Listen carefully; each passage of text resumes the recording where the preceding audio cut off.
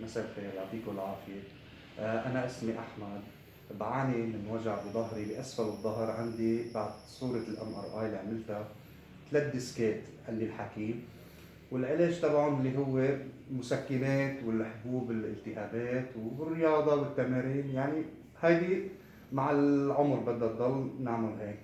للأسف كنت آخذ المسكنات وآخذ الأدوية وأنا وجعي له شي 12 سنة 15 سنة عندي. باخد الحبوب برتاح يوم يومين وبيرجع لي الوجع بعد اليوم يومين بعد ما تخلص مفعول المسكنات والالتهابات.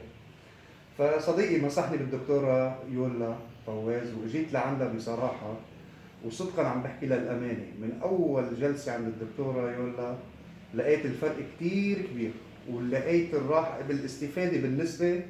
والله ما بدي أقول 100% أحسن ما يكون في، والله بنسبة 95 وحتى 100% استفدت عند الدكتورة يولا.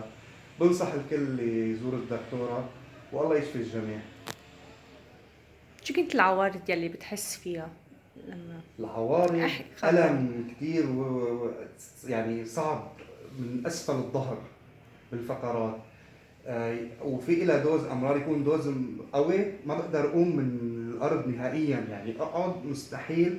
بدي 48 ساعة أو 72 ساعة لآخذ إبر كتير قوية لتشيل الالتهابات ومسكنات كتير قوية لأقدر أمشي لأرتاح. الألم هو أسفل الظهر، حريق نار يضرب على الإجر، على داير الخصر. يعني هذه الأوجاع المعروفة اللي بتطلع من وراء الديسك.